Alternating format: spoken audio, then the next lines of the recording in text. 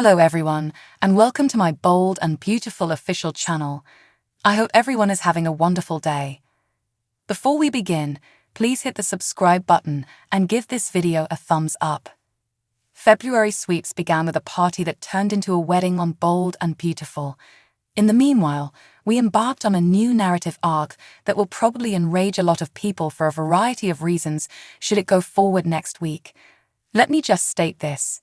Eric has a terrible party.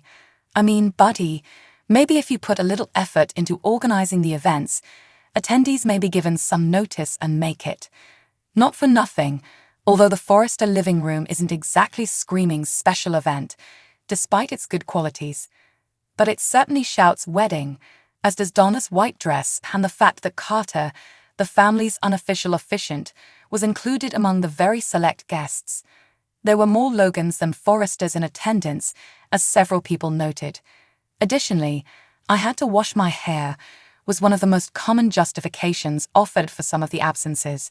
It made sense, since Hayes was unwell and Steffi didn't want to jeopardize her grandfather's health, who was still recuperating.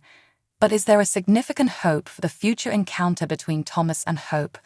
Yes, indeed. Perhaps someone should have given Bridget a call. She assisted Finn in saving Eric's life. The man who got married.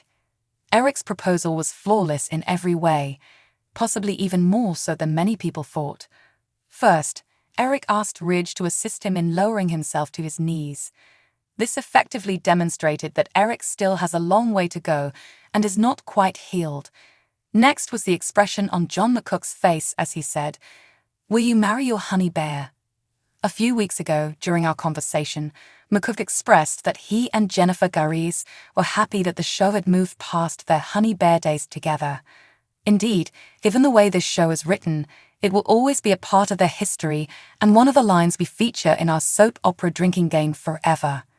However, McCook's expression was a very good way of admitting that Donna and Eric had evolved into much more than just the bimbo mistress and the horny old coat.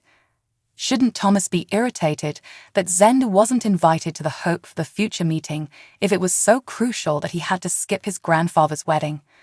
Ultimately, he is purportedly extensively involved in that line. Isn't he supposed to be just as angry about being left out of that as he is about not contributing to the creation of Eric's line, which he was never a part of in the first place? Of course, though, Zende had to attend this party in order for him and RG to set aside their disagreements and take this narrative in a completely other route. When Poppy noticed that her special mints were vanished, Luna was chugging them down with champagne, and Zende kept saying that he would be more than willing to take over if she ever grew bored with her partner. The next thing we knew, a stoned Luna was pointing at Zende's bed in the guest house, thinking he was RJ. Nothing would please me more than to think that Zende will understand what's happening and go. However, this program enjoys nothing more than retelling its own past, and we've seen essentially this same situation occur repeatedly. Let's just presume that next week will bring up a ton of topics for discussion. Say no to the D word. The moments with Liam and Bill made me laugh, especially when the son said that his father wasn't a destiny, fate kinda man, even though he's been babbling on and on about how the world has been bringing Poppy back into his life for a purpose. Actually, Liam spoke those exact words just after that, and shortly after that, Bill was discussing cosmic forces with Poppy in order to get them back together. Liam continued by stating that he had never witnessed his father being so infatuated with a lady. Apologies, Katie. It seems that Bill's years of longing for you were nothing in comparison to the 2 or 3 dates he's had in recent weeks with Poppy. Bill's statement that he had felt the same way about Liam's mother was the cherry on top.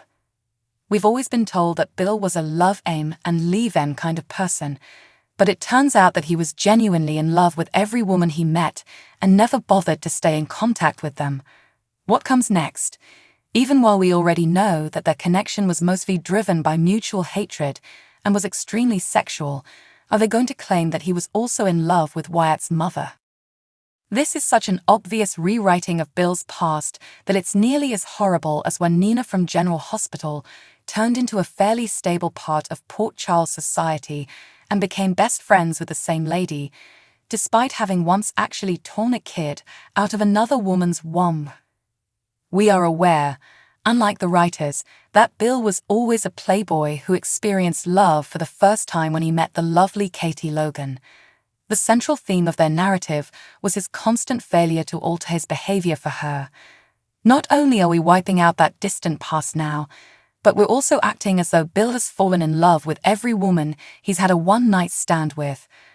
What was the reason for Poppy and Luna's elaborate preparations in the Forrester design office? Wouldn't that have been possible at home?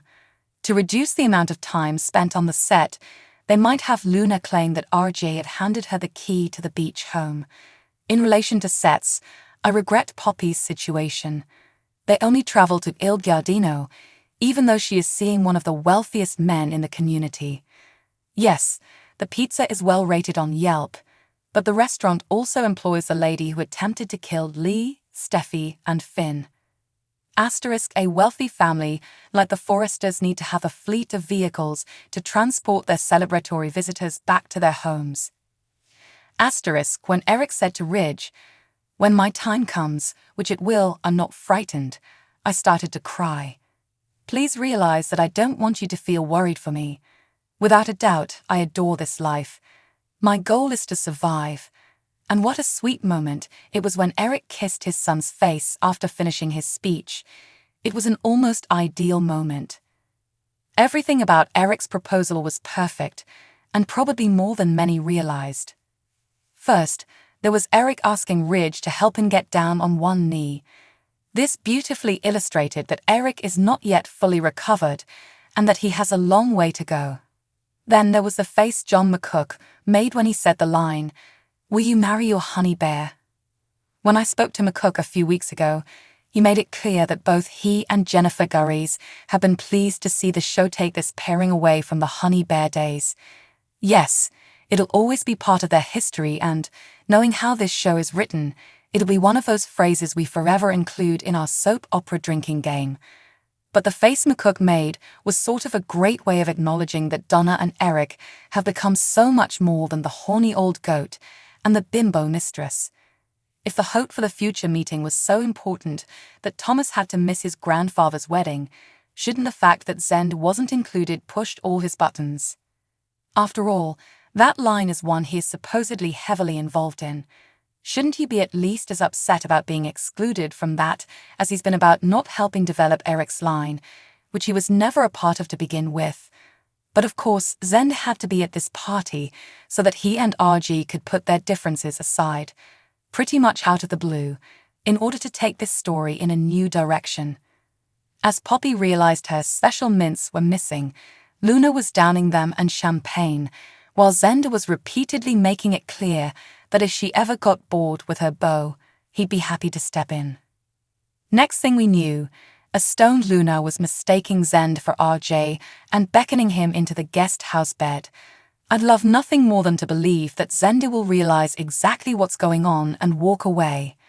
But this show loves nothing more than to repeat its own history, and we've seen pretty much this exact same scenario play out time after time. Let's just assume we're going to have an awful lot to discuss next week. Don't say the D word.